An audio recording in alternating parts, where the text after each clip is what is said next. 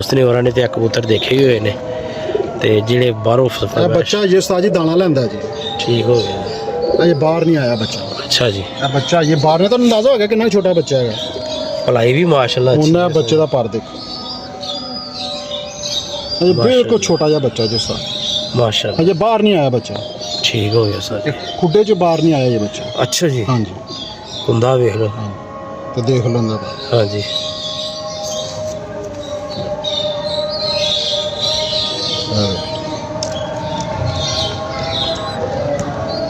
क्या बात। मैं बच्चे देखने तो लग रहा है इंसान। देखो हाँ जी सर जी, मज़ा आ गया। क्या एक छोटा जा बच्चा। लो जी अखरों शो कर लो। ओए हो वही रहेंगे माशाल्लाह उस्ताद जी। आज ब्लड लाइन यकीन मनो सारे कबूतर दी ना तानू मां प्यो हवा। हाँ जी दिखाओ जी, दिखाओ।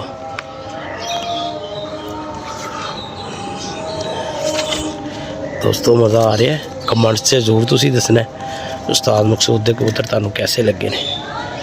ठीक है, और यह मंगवे नहीं ये अपनी मेहनत नाल बनाए हुए ने। मतलब ये 2-4 कबूतरां दी ही ब्लड लाइन अगे चल रही है। एक हुंदा ना लोकी जिहड़े जिथों वेख्या उत्थे यस हो गया साज। ए भी ऐसा ए वही ए हुन जेड़ा बच्चा तुहानू दिखाया ना। हाँ जी, ओहदा प्यो है। उनदी मां है। मां देखो यस हो गया साज। ये किवें तबक दी जान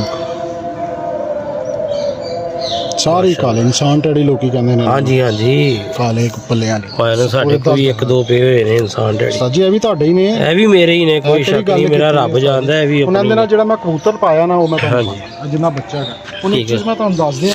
ਜੀ ਤੁਸੀਂ ਕਹੋਗੇ ਕਿ ਇਸ ਜੋੜੇ ਚ ਉਸਤਾਦ ਜੀ ਕੀ ਕੁਆਲਿਟੀ ਹੈਗੀ ਹੈ। ਇਹ ਮਾਦੀ ਵੇਖ ਰਹੇ ਹੋ, हाँ जी। ਇਹ ਮਾਦੀ ਉਹ ਕਾਂਟਿਆਂ ਵਾਲੀ ਦੀ ਭੈਣ ਹੈ। अच्छा ਉਹ ਜਿਹੜੀ ਤੁਹਾਨੂੰ ਦੀਵਾਨ ਸਾਹਿਬ ਨਾਲ ਜਿਹੜੀ ਮਾਦੀ हाँ ਪਈ जी, ਸੀ हाँ जी। ਇਹ ਤਿੰਨੋਂ ਭੈਣਾਂ ਹੀ अच्छा ਤਿੰਨੋਂ ਭੈਣਾਂ ਹੈਗੀ। साजी ने छोटे ਜਿਹੇ ਗੁੱਡੇ 'ਚ ਕਿੰਨੇ ਕੁ ਜੋੜੇ ਹੈਗੇ ਨੇ।